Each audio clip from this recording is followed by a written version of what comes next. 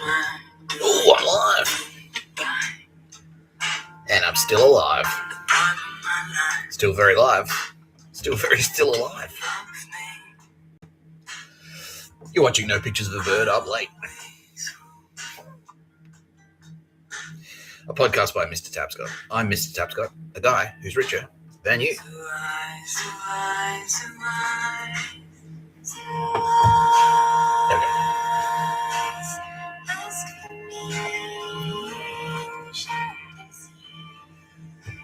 There we go. There we go. How we going? Yeah, I just thought I'd wrap up a few loose ends on that last video. It went for 3 hours. But yeah, there's a couple of little things I'd love to caveat there. A couple of asterisks. Now there is heaps more to that story, which I will be revealing in the coming days and weeks. But we haven't spoken about Queen Elizabeth yet. She was a whole thing on her own. Prince Philip was a whole thing on his own. Yeah. We haven't spoken about the British SAS. They're a whole thing on their own. So there's still more. Yeah, there's still much more.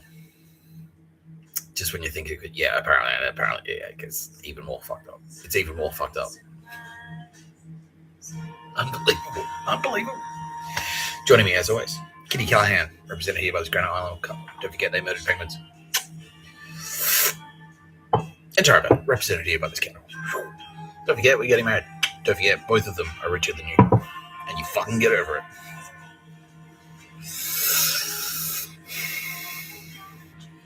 Get over it while you still can. Because if you don't get over it when it's too late, then it's too late. Yeah. Okay. So first little caveat. Now I started telling the story, but I got sidetracked. And I couldn't remember. Like I was on the video, I was like, what was I fucking talking about? Anyway, what I was actually talking about was there was a couple of teaser dance sessions in Melbourne before I hit the dance floor at Meredith and exploded the world. Yeah, but it kind of like it flew under the radar. And I was working at Telstra. Yeah, or kind of near there. Yeah, Melbourne has a club scene. And yeah, everyone was like, "Oh, Nick Tapscott, yeah, he's that gay dude." And it was in the sort of aftermath of the fucking it was in the aftermath of the legal action against Rosamond. So it was a pretty controversial character. But I had written the CV. And there are a lot of drugs in Melbourne. And one of the drugs I used to love taking was speed. And I had a good speed guy. I had a good speed connection. I'm like, you know what? I haven't just fucking... Because you're in Melbourne, it's Melbourne techno, right? It's supposed to be the dance music capital of Australia. So why the fuck not? Yeah, I'd just get a bag of speed. I had cash, I had money. Just went looking for love. I realized now that I met her, it was a hot girl there, and it was Tara Bennett. Yeah. Anyway, I had cash. So I'm like, you know what? Why the fuck not? So I got a bag of speed, and then went to a sick techno party. And fucking just destroyed the dance floor. Absolutely fucking tore it apart. Absolutely, yeah, just fucking like blew the roof off the building. And made myself an instant celebrity in Melbourne. Yeah, just did that underground thing. And then I never did it again. Or I did it like one more time. And everyone was like, fuck. And completely rebranded myself. Now the Turbo Babes didn't hear about that. Yeah. I didn't get their attention until I did it at Meredith. And then I did it at Meredith and I was like, fuck. Yeah. Pretty cool, huh?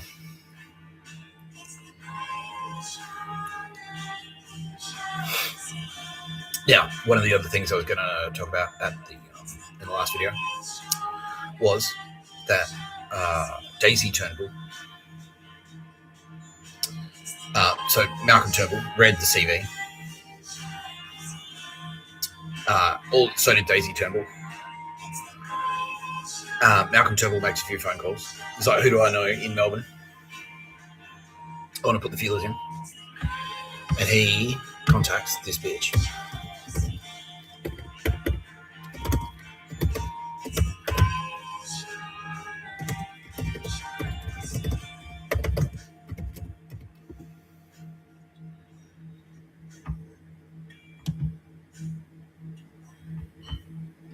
Anyway.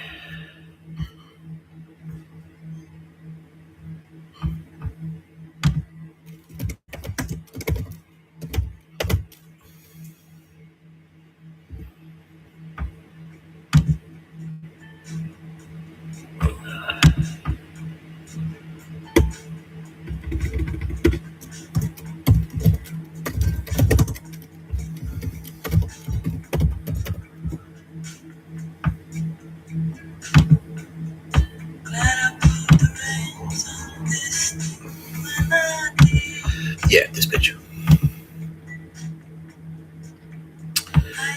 Now, she's acting. Whoops. Yeah, she's actually an old school gangster connection of the Turnbulls. So it's Turnbull's dad knew her dad, and they're associates through his dodgy fucking gangster. Like she was a painters and dockers associate. Yeah. So I used to work with her at a cafe called Mr Close, and then one day she approaches me. I don't know where it goes. Like, would you like to write for the Melbourne Arts Club? And it's a blog. I'm starting a blog. Would you like to write for her? And I say, sure. Why not? Because I wanted to get a body of work out there. I wanted to get a body of work out there. So this is the art club, Melbourne Arts Club Gallery and Studio. Yeah, they just opened a studio to sort of like back it up and just do like galleries. But basically, it was like broadsheet just for art shows, and it was cool. Like they had a website set up and stuff. Yeah, and so I just like wrote stuff and submitted it. They published it. That was cool. But again, they didn't pay anything. They didn't pay anything. Yeah, and so after a while, I was like, I'm doing a bunch of writing. Like, I'm trying to be a professional. Should I be working for free? I don't know. So I wrote her an email. This is after maybe like a couple of months, and I was building a reputation for myself. And this is what fucked me. He can't get it. Malcom Turnbull can't get it. He's like, what? Surely your highest priority is to raise your profile as high as it possibly can go and get as much influence and power as possible. And I'm like, no, that's not my priority at all. My priority is to make as much money as possible so that I can buy my freedom, because money equals time. If I'm being paid, if I can write an article in 2 hours that pays me 10 grand, that's great, because that just means like I just have to write one article a week and I'm set. That's it. And then the rest of the time I can work on whatever the fuck I want. But I don't care about being famous. I don't care about having influence or power or whatever. I don't give a shit. But he's like, fuck what? And it's the same break in logic when I like walked away from Meredith.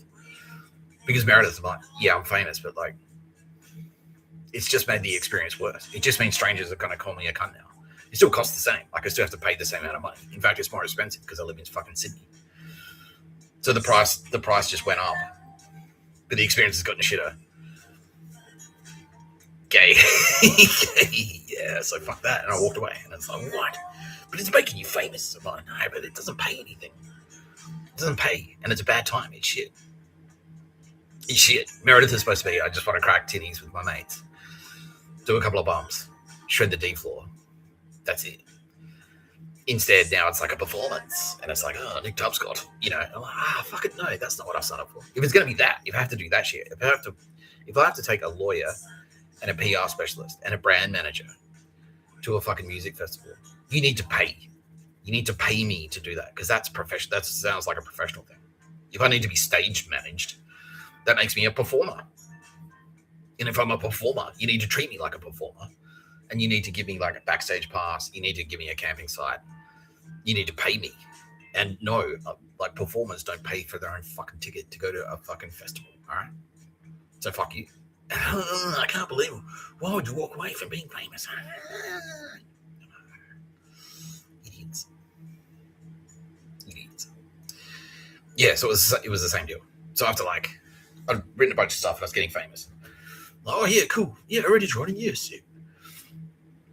But then after like 10 weeks, and I'd written like, what do you reckon, Tara? About 5 to 10 pretty good pieces, like polished work. It's like an article. It's like a day's work. I'm doing it for free. built up my body of work, and I just said to her, like, all right, I wrote her an email saying, like, look, I can't work for free. So I'll write. I can't work for free. I'm not quitting. But I'm going to charge you $60 an article. And then, but I'm still happy to write for Melbourne Arts Club. But if I do that, I can only write one free article. So I can write one free article once every 3 weeks or something. Yeah, or once a month. I can write one free article once a month, and that's it. But I can't do 2 nights a week.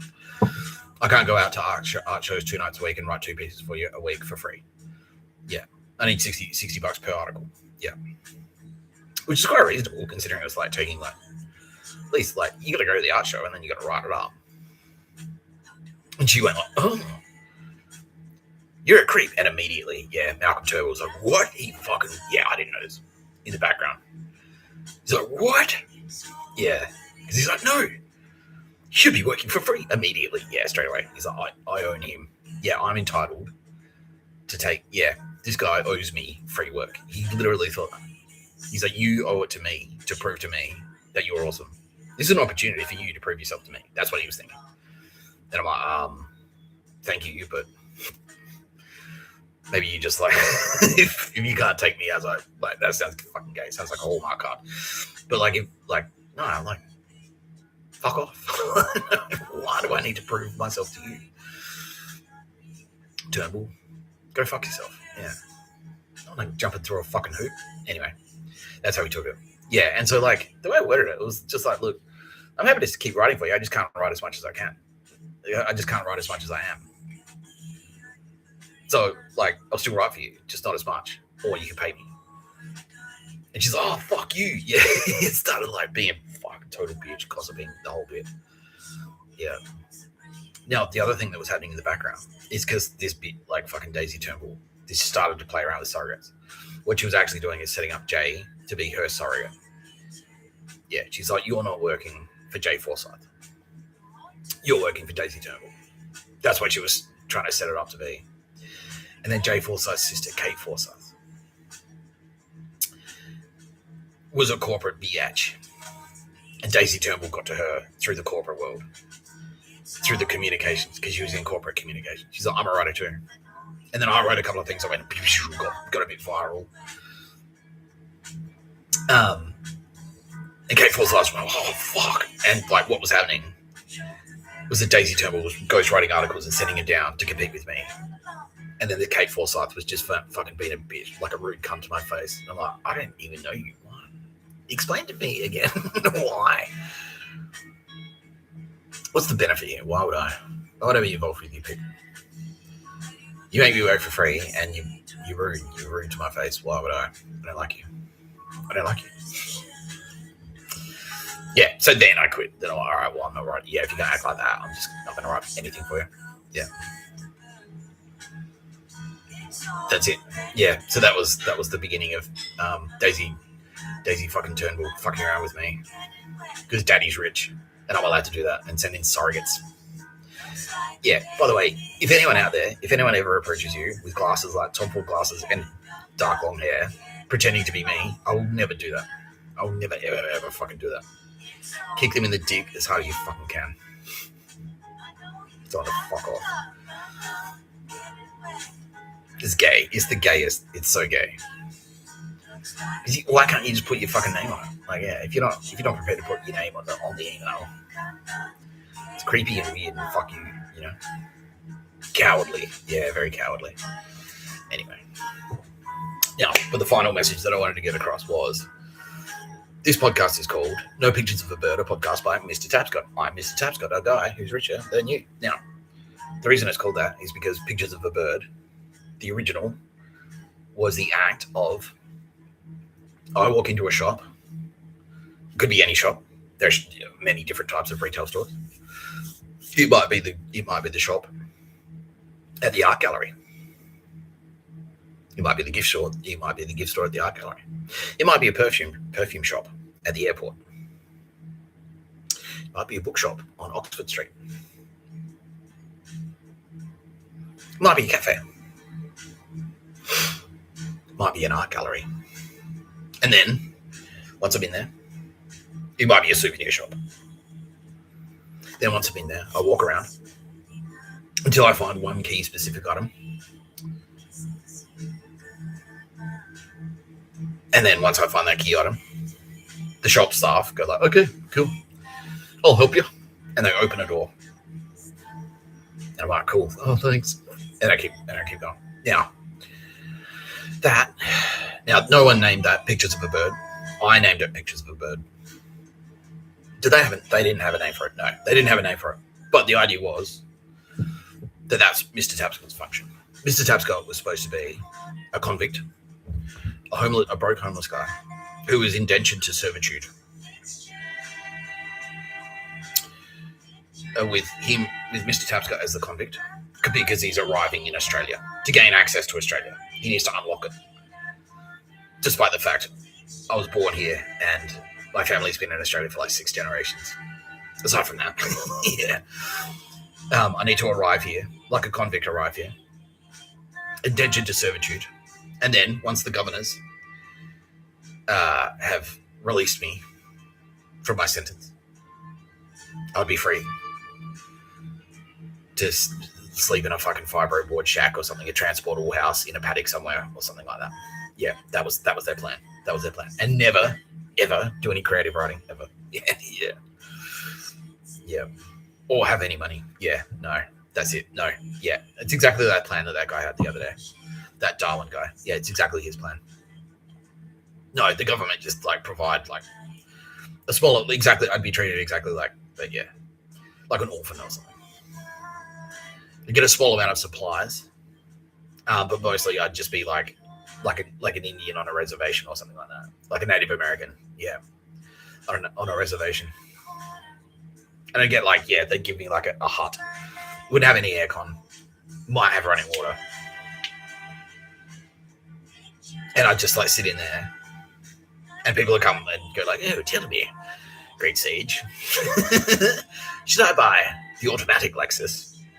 The 6-speed automatic, or the 5-speed manual? And about, well, let me consult my bones, or some dog shit, yeah, some complete horseshit, something like that, something fucking absolutely stupid, yeah, something fucking gay, yeah.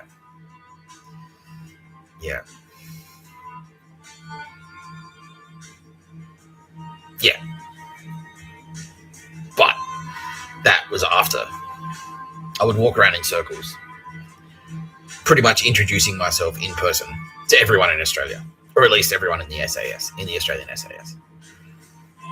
Yeah, I was to do every time I go. Yeah, that's why they're talking about buying me a car, so I could drive around town to town and go town to town, go suburb by suburb, basically door knocking, walking into shops, finding the picture of a bird. Now, yeah, they didn't call it Pictures of a Bird. I called it Pictures of a Bird because more often than not, the item would be like a postcard or something, or a tea towel, or some dog shit like that, with a picture of a bird on it. And I'm like, here we fucking go. And they wouldn't because they're smart, for very good reasons. They weren't telling me exactly what was going on. They're just just go in there and do a thing. All right. What is it like? Again, another picture of a bird. Why? Why are we looking for pictures of birds? I thought we're at war. Where's the war? I thought we were fighting China. Shouldn't I be playing picture of a Stinger missile? Shouldn't I be playing picture of an M4 combine with laser sight and combat stabilizing grip? Isn't that what I should be playing? And it's no, pictures of a bird. That's what we're playing. And I'm like, fuck, because I'm a homeless guy. And I fucking hate it. This is fucking gay. This is really fucking gay. Shouldn't I be finding a picture of a hotel room with a bed in it that I can sleep in? Or a picture of a fucking $100 note? Or a stack of them, Yeah, but anyway, the architect of that plan, the Pictures of a Bird, the architect of Pictures of a Bird, that game where someone hides an item in their shop and then Mr Tapscott, and it's usually a picture of a bird. Though it actually was explicitly Malcom Turnbull's explicit instructions. Malcom Turnbull explicitly said it needs to be a bird. It needs to have something to do with a bird. It should be a picture of a bird. If it's not a picture of a bird, it's a picture of something adjacent to a bird. A flying fish. Something like that. Yeah. That was Malcom Turnbull, explicitly. Malcom Turnbull invented Pictures of a Bird.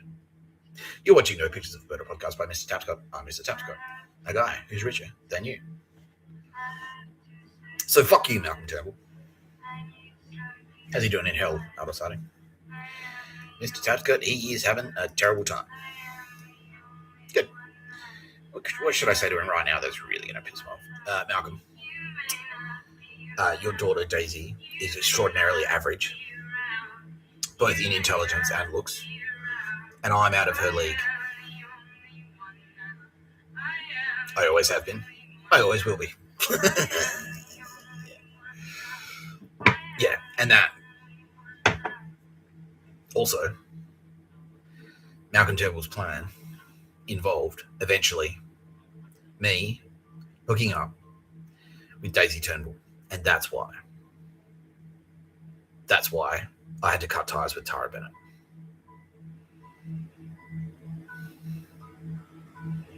That's why I had to cut ties with Tara Bennett. Because Malcom Turnbull was like, no, you're marrying Daisy. You're marrying Daisy Turnbull, and then your child will be my grandchild, and that will be the real Messiah. Yeah, that will be the real Son of Man, not you, Nick Tapscott. My bloodline will be combined with your bloodline to create the real Son of Man. And what did he threaten?